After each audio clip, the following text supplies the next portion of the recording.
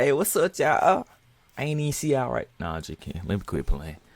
Hey, but today, back with another video. We got every NBA era explained in 31 minutes. Oh, y'all can't even see what right here. Let me shrink it down. Shrink it down a little bit. You know, y'all can still see me right. Nah, I just can't. Balance of power right there. But, yeah, we got every NBA era. You know, looking like a pretty solid lineup. Pre-Russell. I don't know who this is right here. Wilt Russell, alright. Kareem, Magic Bird, Bad Boy Pistons, Jordan, Duncan and Shaq, Kobe. You got the big three, the Cavs and Warriors, and then you got the balance of power with Jokic on it. So we finna go ahead and check this video out. This video was 31 minutes long, so I'm finna quit doing all this talking. And yeah, but before we get into this video, make sure you guys like, comment, subscribe. Let me know in the comments what you guys want to see next time. And also check out my Instagram. It'll pop up on the screen right here. Also in the description below. And also check out my gaming channel. It will be in the description below. But yeah, let's go ahead and get into this video. Already long enough. Not gonna lie. Pre-Russell, the NBA didn't even exist when all this started. Back in 1946, the league was called the Basketball Association of America, and it only had 11 teams. Whoa. The whole idea. What team they got? The league was called the Basketball Association of America, and What team they got? Hold up. Alright. Bruh, my camera gonna be like in the way a little bit. I ain't gonna lie. Yeah, it don't matter. Y'all see St. Louis Bombers. Sorry team name, I ain't gonna lie. Only team we still got is the Celtics. The Celtics, I ain't gonna lie. We got the Warriors, but they not no Philadelphia.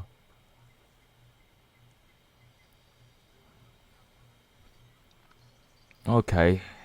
But the Celtics too old, man. They were here from the start. it only had 11 teams. Thicker. The whole idea came from hockey arena owners who wanted to make money on off nights. The Knicks and Huskies played the first ever game, and the Knicks won by the just Knicks. 2 points. Wait, that's the Knicks. Oh, I ain't even know that was the Knicks. Joe Folks quickly became the league's first real star, dropping over 23 points a night and leading the Philadelphia Warriors to the first championship. But 4 teams folded right after that first season, cutting the league down to 7. In year 2, the Baltimore Bullets came over from another league and actually won the title behind Buddy Jeanette. That season was only 48 games long, but Max Zaslavsky still led the league in scoring. Then the BAA really made its move. They stole 4 big teams from the rival National Basketball League, including the Minneapolis Lakers and George Mikan. Mikan I heard came of and George changed Mikan. everything. He averaged Oh, that nearly who that 30 is? points, That George Mikan. empowered the Lakers to a dominant finals win. His size and skill completely shook Over-the-shoulder trick shots are hard. Saving money on car insurance shouldn't be. I ain't gonna the lie. league up. If I played back then, I would be in the Hall of Fame. You know, Bud be dropping like 63 points per game, 12 rebounds, like 1 assist per game. 1 assist per game. Not gonna lie, I'm ball hogging back then. Nobody touching the ball. By 1949, But the BAA and NBL And we won the merged to form the championship. NBA. Now there were 17 teams split into 3 divisions. Mikan was still the top guy, leading the league in scoring again and bringing another title to Minneapolis. Alex Groza and Paul Arizin were starting to rise too, but Mikan had the league in a chokehold. Teams started folding again though. I and know by they off topic, 1950, but I know the all league these shrunk people to dead. 11. I ain't gonna But lie. that season marked something huge. Earl Lloyd became Ah, the these first people African dead. American to play in an NBA game, But they were followed back in the closely by Chuck Cooper 1940s and Nat 50s. Clifton. In 1951, the Rochester Royals finally knocked off the no. Lakers, thanks to Arnie Risen and Bob Davies. The Knicks lost a brutal 7-game series in the finals, and even though the league widened the paint to slow Mikan down, he just kept scoring. The All-Star Game launched around this time too, and fans got to see the best players in one place. Ed They McCauley had the All-Star won the game first in MVP of 1950. the event, and the Lakers bounced back with another title the next year. By 1953, the Lakers were back on top again. Mikan wasn't slowing down, and his squad just kept finding ways to win. But the league wasn't done tinkering. They widened the lane again to 12 feet, still trying to contain Mikan's dominance. Even that didn't stop him. The following year, the league dropped to 9 teams, and by 1955, there were only 8 left. But that season brought the biggest rule change yet, the 24-second shot clock. Everything sped up, scoring exploded, and the fans finally got exciting basketball. Whoa, y'all didn't have a shot clock back then? They ain't have a shot clock. No wonder they over here scoring all these points. They ain't got a shot clock. Every night. The MVP award showed up in 1956, and Bob Pettit took the first one while averaging over 25 points and 16 rebounds. Paul Arizin led the Warriors to another championship, and Cousy dazzled crowds with his handles. That decade completely flipped the league. It went from slow and clunky to fast and star-driven. The defense tightened up, scoring climbed, and the league finally looked like a real professional sport. This era built the foundation. Everything that came after started right here. Wilt and Russell era. The Celtics started it off by grabbing their first title in 1957. Bill Russell was a rookie and already pulling down over 30 rebounds in a double overtime Game 7 win. Bob Cousy won MVP that season, but it was Russell who completely changed the defense. The next year, the Hawks caught Boston slipping. Russell hurt his ankle, and Bob Pettit dropped 50 in the clincher. That would be the only time during this stretch that Boston didn't finish on top. In '59, the Celtics kicked off their true dynasty by sweeping the Lakers. Russell controlled the boards, Cousy kept running the offense, and Bill Sharman was right there, scoring over 20 a game. Elgin Baylor showed up as a rookie and gave the Lakers some hope. Elgin Baylor, I know Elgin Baylor. Then came 1960, and Wilt Chamberlain entered the league. He instantly averaged 37 points and 27 rebounds. Still, the Celtics beat his Warriors. He instantly averaged 37 points and 20. He averaged that many, or he got that many in the game? Hold on. 27 rebounds. Still, the Celtics beat his Warriors and took another title. By the way, if you guys want to subscribe, I'm going to start posting every day. Thanks. Anyways, the era. The Lakers moved to Los Angeles the next year, and Russell won MVP again. Wilt kept putting up wild stats. 50 points per game? I know y'all capping, bro. 50 points per game, 25 rebounds. 48 minutes? Bro. They were trying to kill this man out there. This man ain't get the break. Like, he ain't get no breaks. This man over here dropping 50 plus points per game. 25 plus rebound.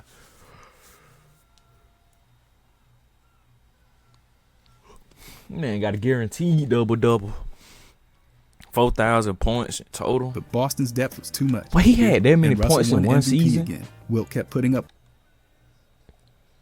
4,000 points in one season. Wild stats, but Boston's depth was too much. Oscar Robertson debuted that year too, and nearly averaged a triple-double right out the gate. The Celtics kept rolling in 62. Wilt had his 100-point game and finished the season averaging over 50 a night. Russell still got the MVP and beat the Lakers in a Game 7 overtime thriller. In 63, the Warriors moved to San Francisco, and Syracuse became Philadelphia. Boston won again, with Russell averaging nearly 25 rebounds in the playoff. 25 rebounds. 45 points per game, and Robertson kept dishing dimes. John Havlicek came in as a sixth man and made the Celtics even deeper. The following year, Oscar finally got the MVP. He almost averaged a triple-double again, and the Royals pushed forward, but Boston still swept the Warriors in the finals. By 1965, Russell hit his peak. Boston won 62 games, and he averaged over 24 rebounds per game. Wilt was traded to the Sixers midseason, and Sam Jones hit his stride for Boston. They took down the Lakers again in the finals. In 66, Wilt won MVP, while averaging... Everyone is chasing the feeling of a win. No matter what happens, you are all winners.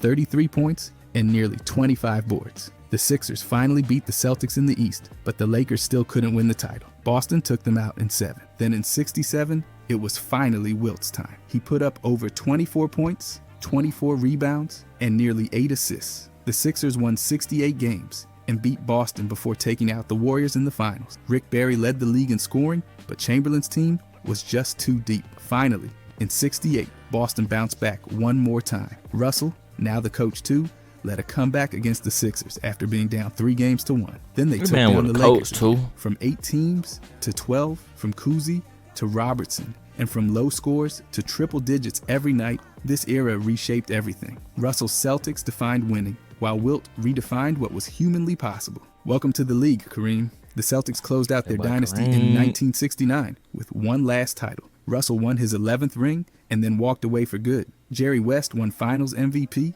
even though his Lakers lost. The only Jerry. time that's ever happened. Then the league changed forever. Kareem, still known as Lou Alcindor, entered in 1970. He dropped nearly Lou 29 Alcindor. points and 15 rebounds a night and took the That Bucks his from last name? place to 56 wins. In year 2, he teamed up with Oscar Robertson, and that combo was unstoppable. They won 66 games and swept the finals. Kareem won MVP, led the league in scoring, and started building his case as the top player in basketball. The Oh, Lakers yeah, followed Kareem up did, by winning change 69 to games Islamic- and breaking off a Islam. 33-game win streak Yeah, in 72. Islam. That's probably why he Chamberlain played his changed his role name. perfectly, and West finally got a ring. That same year, Kareem still led Did the league in convert to scoring Islam. and took home another MVP. The Knicks got revenge the next season. Frazier, Reed, and Monroe locked in. Walt and Earl Frazier. Monroe played his best playoff ball yet. Meanwhile, Nate Archibald did something wild. He led the league in points and assists in the same year. In 1974, the Celtics were back. Havlicek went off. Cowens controlled the paint, and they outlasted Kareem's Bucks in a 7-game battle. That was Robertson's final season. Then came 1975, and the Warriors shocked everyone. Rick Barry led the way and helped Golden State sweep a loaded Bullets team in the finals. Kareem still crushed it individually, but his Bucks run was ending. That offseason, he asked for a trade and landed in Los Angeles. The Man, next so he year, wanted to go to the Boston came through again. Lakers. Havlicek and JoJo White led the Celtics past the Suns in a wild triple overtime classic in Game 5. Kareem won MVP again, this time with the Lakers. By 77, the ABA had officially merged in, and the league ballooned to 22 teams. ABA stars like Dr. J and George Gervin made instant Boy, moves. like Wembanyama, George Irvin. But it was Portland that stole the show. Bill Walton stayed healthy, dominated inside, and led the Blazers to their first title. They beat the Sixers in 6 games, despite Irving and Dr. McGinnis J. forming a star-studded front court. Through all of this, Kareem was the constant. He won MVP after MVP and carried 2 franchises into title contention. His skyhook was already unstoppable, and even when he didn't win it all, he was always in the mix. The league exploded with talent and personality, from Barry's confidence to Frazier's smooth style to Cowan's hustle to Walton's all-around brilliance. It was a packed decade. Expansion changed the league's map. The ABA merger added firepower, and Kareem's arrival reset the pecking order. 7 teams won titles during these years, and no one controlled the league the way the Celtics had before. It was all wide open, and Kareem's reign was just getting started. Magic Bird era. The Bullets kicked things off in 78 with their first title, led by Wes Unseld and Elvin Hayes. Then Seattle struck back the next year. Dennis Johnson and Gus Williams led them to a 4-1 finals win over Washington, flipping the result from the year before. But behind the scenes, something bigger was brewing. That same spring, Magic Johnson and Larry Bird battled for the college championship. Buddy boy Bird setting the and stage for a Johnson. decade-long NBA rivalry that would change everything. In 1979, Magic joined the Lakers and Bird joined the Celtics. Magic won Finals MVP as a rookie after filling in at center for an injured Kareem. Bird won Rookie of the Year and took Boston from 29 to 61 win. That was Bird just the won start. Rookie of By the Year. 81, Bird had his first ring, leading Boston past Houston. The Rockets snuck into the finals with a losing record, but they couldn't handle Bird and Cedric Eight-time. Maxwell. The next season, Magic and Kareem got their second ring. Pat Riley took over mid-season, and Showtime was born. Then came 83, when Moses Moses Malone Malone. joined the Sixers. They dominated all year and nearly swept the playoff. Malone and Dr. J crushed the Lakers, and Malone was named Finals MVP. But the rivalry wasn't done. 84 brought the classic matchup. Celtics and Lakers, Game 7, and Bird took the crown. He also won MVP, the first of 3 straight. The next year, the Lakers got revenge. Kareem, at age 38, won Finals MVP. Man, And 38. Who's coming in the driveway? That man was 38 doing all this.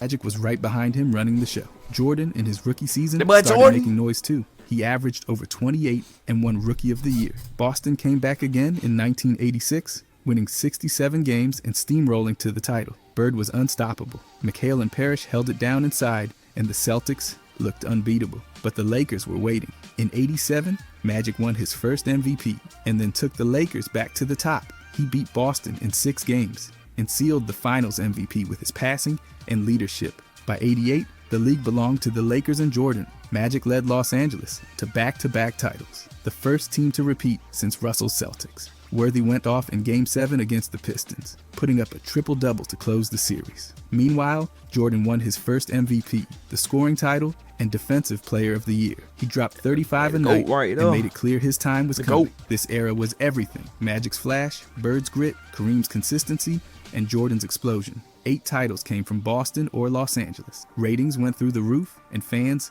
tuned in everywhere. The league grew into a powerhouse with 23 teams and personalities that lit up every arena. It wasn't just basketball, it was a show, and every game felt like it mattered. The Magic Bird era didn't just entertain, it built the modern NBA Bad Boys era. In 1989, the Pistons finally took the crown. After years of knocking on the door, they steamrolled through the playoffs, sweeping the Lakers in the finals. Joe Dumars led the way with his shooting, but Isaiah Thomas, Dennis Rodman, and Bill Laimbeer brought the muscle. They shut teams down, holding opponents under 96 points a night. The Bulls made progress, but lost to Detroit again. I heard they played rough. Jordan was brilliant, but Detroit's Jordan Rules defense wore him down.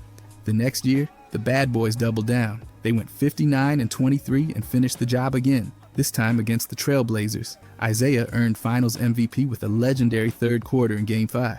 The team played with the same edge, same grit, and the same depth. Rodman crashed the boards, Dumars stayed locked in, and Vinnie Johnson hit the title-winning shot. Jordan pushed them to 7 in the East Finals, but Detroit held on one last time. Their reign didn't last long, but it was loud and brutal. They bullied the league and took 2 rings doing it. They didn't care about being liked, they only cared about winning. Jordan era. The Bulls finally broke through in 1991. Michael Jordan stormed through the league, winning MVP, taking down the Pistons in a sweep, and then knocking off the Lakers in 5. Magic Johnson still had something left, but Jordan's all-around brilliance was too much. His Finals MVP capped off a year that ended Detroit's run and launched a new dynasty. In 1992, he followed up with another MVP and another title. Portland tried to keep up, but Jordan dropped 35 in Game 1 and hit 6 threes before that famous shrug. Pippen continued to evolve, and the Bulls ran through everyone. Then that summer, the Dream Team dominated in Barcelona. Jordan, Magic, Bird, and company crushed the world and took the NBA global. In 1993, Charles Barkley won MVP, but Jordan took it personally. He put up over 40 in the finals. Hit the dagger in Game 6 to complete the three-peat. After that, tragedy struck. His father was murdered, and Jordan suddenly walked away from basketball in October. Without him, the Rockets stepped in. Hakeem took full advantage, winning MVP and Finals MVP in 1994. The Bulls held up surprisingly well behind Pippen, but they couldn't finish. The Knicks beat them in the East, and the Rockets knocked off New York in 7. Then in 1995, Jordan came back. He played 17 games and looked sharp, but Orlando beat Chicago in the playoffs. Hakeem and the Rockets swept Shaq and Penny in the Finals for their second straight title. In 1996, Jordan came back with a vengeance. The Bulls for their second straight title. Is that Kenny? I just so happened to look over here and I was like, boy, is it Kenny, dog? Look at Kenny. That boy Kenny, in 1996, Jordan came back with a vengeance. The Bulls won 72 games, still the best season ever, and he grabbed his 4th MVP. Rodman joined the team and dominated the Bulls. They took out Seattle in 6 and grabbed title number 4. Jordan was... Eve to me is basically freedom. It's a giant open universe where you... back on top, and there was no slowing down. The next year, Utah gave them everything they had. Karl Malone won MVP, Stockton ran the show, and the Jazz pushed the Bulls hard. But Jordan's flu game and his game winner to Steve Kerr sealed it. Then came 98. It was the last dance, and everyone knew it. The Bulls made it to the finals again, facing the Jazz one more time. Jordan hit that iconic jumper over Brian Russell, held the pose, and walked off with his 6th title and 6th Finals MVP. During that run, the West had talent. Barkley, Hakeem, Shaq, Malone, and Stockton all tried. Nobody could stop Chicago when Jordan was locked in. He won 5 MVPs in 8 seasons, led the league in scoring almost every year, and never lost in the final. The Bulls built around him perfectly. Pippen did everything. Rodman controlled the glass. Phil Jackson pulled the strings. It was a machine. The NBA became a global brand, and Jordan was the face of it all. His sneakers, commercials, and highlights took over the world. He defined greatness and left on top. No one did it like him. Duncan, Shaq, Kobe era. The post-Jordan era began in 1999, and Tim Duncan wasted no time seizing control. He powered the Spurs to their first championship during the lockout-shortened season, dominating the Knicks with quiet efficiency. Duncan earned his first Finals MVP by averaging over 27 points and 14 rebounds during the playoffs. San Antonio's size, discipline, and defense became the blueprint for sustained success, launching a decade that would belong to Duncan, Shaq, and Kobe.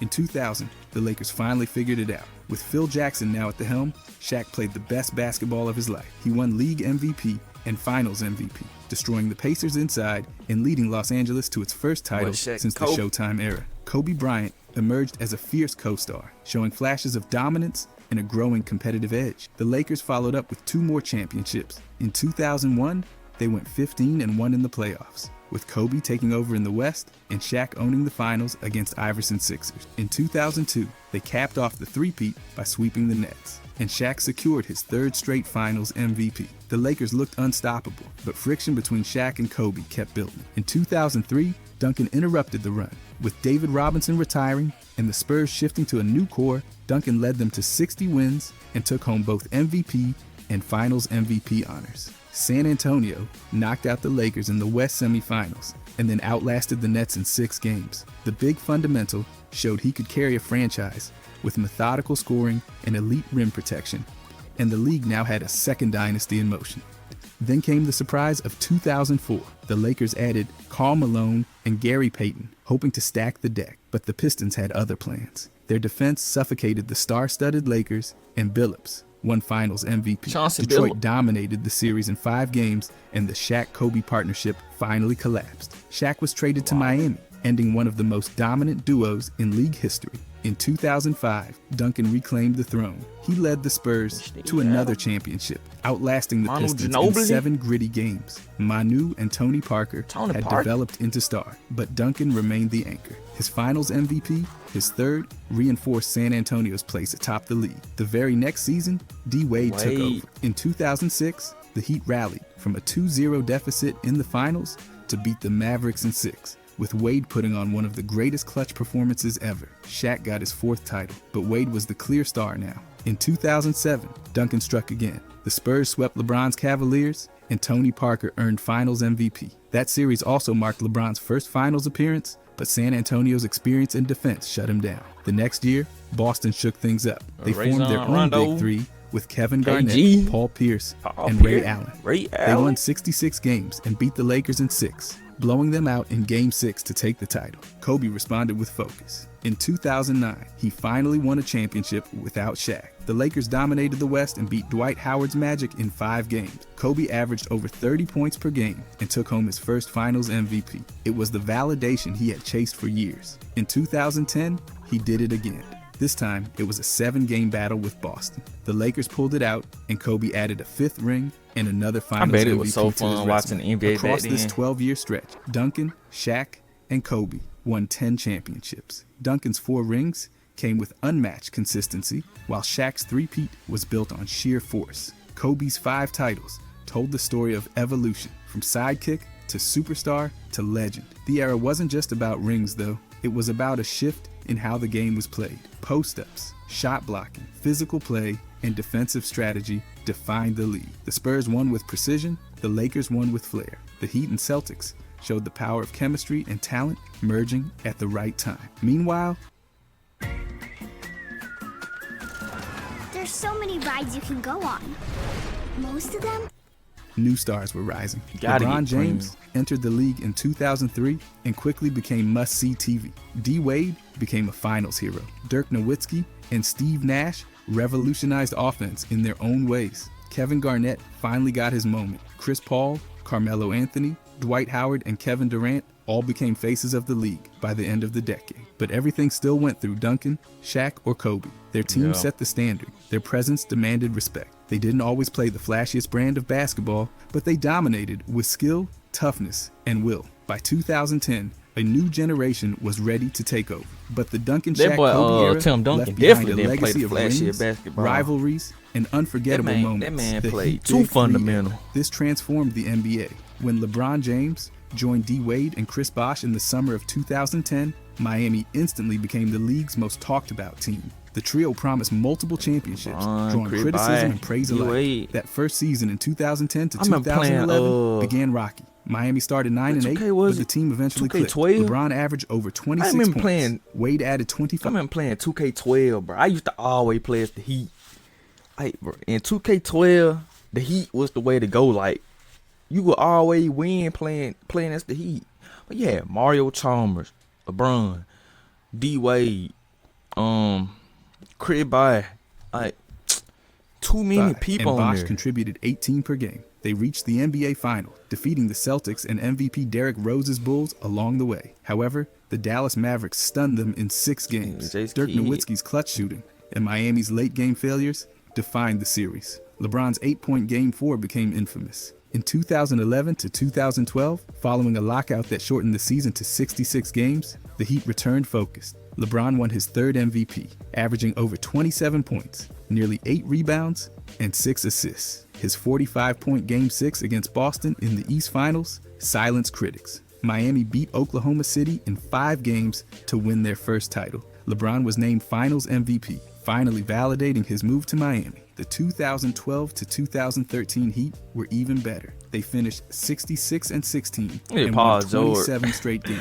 the second longest winning streak in league history. LeBron won his 4th MVP, averaging nearly 27 points, 8 rebounds, and 7 assists. Miami defeated Indiana in a brutal 7-game East Finals, and then faced the San Antonio Spurs in the NBA Finals. Hey, Kawhi Leonard. Ray Allen's legendary 3-pointer in Game 6 Oh, yeah, saved Ray the Allen season, was in- forcing on the Heat, overtime too. and setting up Forgot the Game about it. 7. LeBron scored 37 points and sealed Miami's 2nd straight title and his 2nd Finals MVP.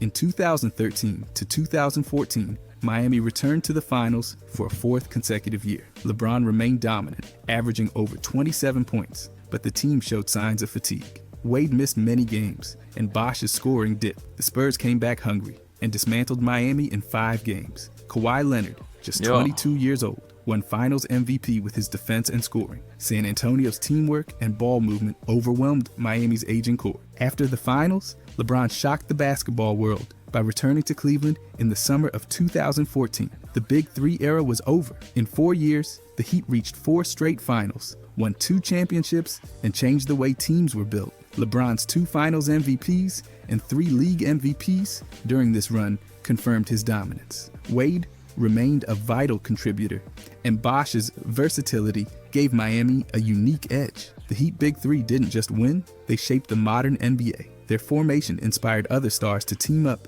shifted power to the players, and helped usher in the social media era of basketball. Love them or hate them, their impact was undeniable. In just 4 seasons, the Heat left a legacy built on dominance, controversy, and a blueprint that teams still follow today. The Cavs-Warriors era, spanning from 2015 to 2018, defined a generation of basketball fans. For 4 consecutive years, the Cleveland Cavaliers and Golden State Warriors faced off in the NBA Finals, an unprecedented stretch of rivalry, intensity. Living with opioid addiction can be a I struggle, remember trapped these in a days, cycle of bro, opioid like- use, withdrawal, and cravings. Bro, that when I used to be so ready to get home. And why? I used to be so ready to go watch these games. Like, even in the regular season, the games used to be so good. They were real good in the final, though. Like, they had everybody watching it jump. I was placing bets on these games, bro. I was On like, one side was I was LeBron like, James, what, the 7? sport's most dominant force. I was like On 7 the or other, 8. Steph Curry and a Warrior squad that like, rewrote I got the Warrior rules winning with them. ball movement and 3-point shooting. This era saw titles, MVPs, This is the first time blown I ever leads, placed a bet, and too. unforgettable moments. I think I bet my sister $5 that the Warriors gonna win, and she had 5 on the Cavalier. I lost my $5 that year. I lost it that year. In 2015, the Warriors began their rise. Golden State finished 67-15 under first-year coach Steve Kerr. Steph Curry won his first MVP, averaging nearly 24 points and 7 assists, while shooting over 44% from deep. The Splash Brothers, Curry and Klay Thompson, electrified fans, while Draymond Green anchored the defense. The Cavs, led by LeBron James, after his return to Cleveland, reached the finals despite losing Kevin Love and Kyrie to injuries. LeBron averaged nearly 36 points in the finals, but Golden State's depth prevailed in 6 games. Andre Iguodala won Finals MVP for his defensive work on LeBron. The 2016 season was historic. The Warriors broke the regular season win record, finishing 73-9. Curry became the first unanimous MVP, averaging over 30 points and hitting more than 400 threes. They cruised to the finals and took a 3-1 lead against Cleveland. But LeBron James lost that one, and Kyrie orchestrated the greatest comeback in NBA history. I was so James mad, had but back-to-back 40 points. I was so. Y'all just had to win one more game. Then it had to be the year y'all had the best record too. They went 73-9 and then lost. They were 3-1, 3-1, and they lost. They had the best record and lost the same season. Delivered a triple-double in Game 7 and blocked Iguodala in a moment forever dubbed the block. Irving sealed the title with a game-winning three-pointer. The Cavs became the first team to overcome a 3-1 deficit in the finals. Golden State responded in 2017 by adding Kevin Durant in free agency. The move shifted the NBA's power balance. The Warriors went 67-15 and stormed through the playoffs with a 16-1 record. Durant was unstoppable in the finals, averaging over 35 points and winning Finals MVP. Curry, Thompson, and Green played their roles flawlessly. The Cavs fought hard. LeBron averaged a triple-double, but could not keep up. Game 3's dagger 3 by Durant symbolized the shift. The Warriors had become a super team, nearly unbeatable. In 2018, the rivalry ended with a sweep. The Warriors won 58 games, while the Cavaliers, after trading Kyrie, struggled but reached the finals behind LeBron's heroic postseason run. James averaged over 34 points in the playoffs, including a 51-point outburst in Game 1 of the finals. However, a late mistake by J.R. Smith and overtime collapse doomed the Cavs. Durant won his second straight Finals MVP, and the Warriors captured their third title in 4 years. LeBron left Cleveland again that summer, signing with the Los Angeles Lakers. This era brought about several changes. Golden State's three-point shooting sparked a league-wide shift in offensive style. Scoring jumped as teams took more threes and played faster. The Warriors became a blueprint for modern success, combining stars with chemistry and unselfish play. LeBron's dominance showed that one player could still nearly carry a team to glory. Their rivalry captured the world's attention, blending star power I do with give elite LeBron basketball. respect for that though. From 73 wins to epic comebacks, from MVP seasons to controversial super teams, the Cavs-Warriors era remains one of the most thrilling periods in NBA history. Balance of power. This era's been wild. From 2019 through 2025, there hasn't been a single repeat champion. That's 6 different teams taking the crown in 6 straight years. The league didn't just shift, it flipped. Every season brought a new story, a fresh champion, and another superstar reshaping the map. It all started with Toronto. They shocked everybody, snagging the title in 2019. I remember that. I think we was in Florida. We was in Florida when they when Toronto won. I think we was in Florida. Cause we was on like a family vacation. That was in the summer, like the early part of the summer. After knocking off the Warriors, who'd been chasing a three-peat, but that Golden State team was banged up. Kevin Durant tore his Achilles, and Klay Thompson went down with a torn ACL. Kawhi Leonard's playoff run turned into a one-year masterpiece before he bolted to Los Angeles. Then came 2020, the bubble. It was the Lakers won out. I don't know. Surreal. No fans, just basketball in Orlando. Unlock the world's largest, most liquid financial market. Man, they got a little COVID win. They won off COVID.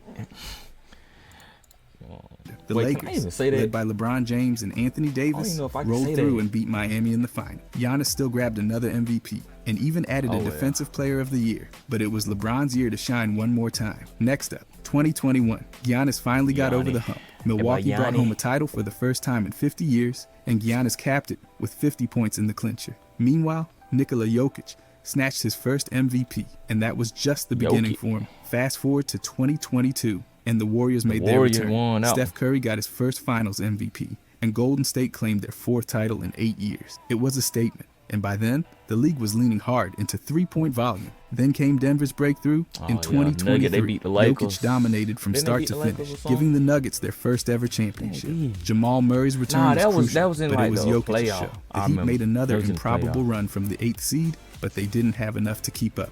And that year, Joel Embiid finally broke through and took home MVP honors. After that, the Celtics took the stage in 2024. They'd blown a shot at the finals the year Talking before, about but some bounced we did back it. strong. Jaylen Brown was named Finals MVP, now. and Jason Tatum got redemption. Boston's depth, including new additions like Drew Holiday and Porzingis, helped them dominate Dallas in 5 games. Luka put up monster numbers, and Kyrie had his moments, but Boston was just too much. Now here we are in 2025, and nothing's decided yet. The Cavaliers are leading the East with a blazing win streak, and the Thunder are dominating out west with the league's stingiest defense. The Lakers shook everything up by trading for Luka, sending Anthony Davis to Dallas. AD. That move could shift the whole landscape once again. Cleveland's been tough all season, and Golden State added Jimmy Butler at the deadline, which gives them another edge. Meanwhile, Victor Wembanyama's pushing the Spurs forward after grabbing Rookie of the Year. He's just getting started. What's made this era so different is the balance. There's no dynasty running through the league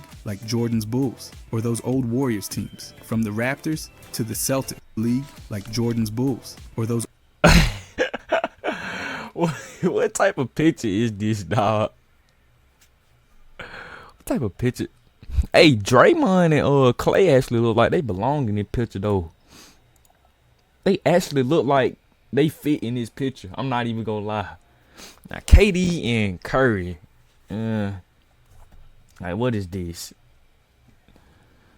Yeah, they actually look like they old belong in that Warriors picture, teams. though. From the Raptors to the Celtics, everyone's had their moment, and no one's been able to hold the throne. Superstar movement has played a massive role. Kawhi to Toronto, then Los Angeles. Durant hopping from Golden This league State to is Brooklyn, more then versatile Phoenix. now. Like, it's Harden's not like journey one through team Houston, just dominating, Brooklyn, like you Philly, said. and now the Clippers. And now, Luka's move to the Lakers. Every trade and signing has changed the Yeah, power JJ structure Redick. overnight. LeBron's run during this stretch has been incredible. He won another title, made another final, and even passed Kareem to become the all-time scoring leader. He's still doing it. Jokic has been a force too. 3 MVPs and a title, and he's still in the mix for another one this year. Giannis won 2 MVPs, led Milwaukee to a title, and kept putting up absurd numbers every season. And now, SGA is making his case. His Thunder squad might be next. The league's style also shifted. The three-point attempt rate just kept rising. Teams are shooting more than 35 per game now. It's made space, pace, and perimeter. Skill more important Everybody than ever. wants to But the shoot three cool part now. is,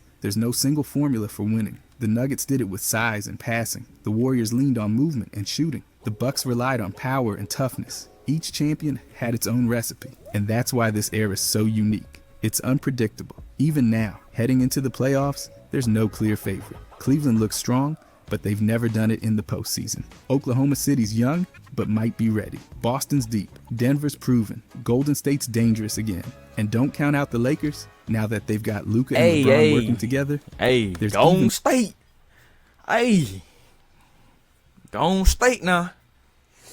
But they got Curry over here dropping like 30, 40, 50 points at his age. This man, what, 36? Still dropping that many points? Still shooting 3 like it ain't nothing. I ain't gonna lie, I think he did drop 3 points the other night though. I don't know what that was about. I ain't watched the game. I don't know if he got injured or what. Been I a ain't watched the surprise game. run from Detroit, sitting well above expectations and proving depth still matters. The international impact's been undeniable too. Toronto's title put Canada on the map. Wembanyama's entrance has fans buzzing around the world. The bubble season proved the league could adapt to anything. There's more talent than ever, and more ways to win than ever before. This era hasn't been about dominance, it's been about opportunity. And with the 2025 finals just around the corner, the door is still wide open for a 7th champion in 7 years. Alright, there you go. We got that. You might well just say the whole history of the NBA. That point. That was the history. We went through every era. Bill Russell, Magic, Kareem, Jordan. Everything. The powerhouse we got now. But yeah, this video is what, 40 minutes long. I'm gonna quit doing all this talking. If you guys enjoyed this video, make sure you guys like, comment, subscribe. Check out my Instagram popping up on the screen. Also check out my gaming channel, be in the description below as well. Let me know in the comments what you guys want to see next time. And yeah, I'll catch you. Yeah, I'll catch you next time. Next video. You better stay tuned for that next video too. You think I'm playing? I'm not playing. Being so serious.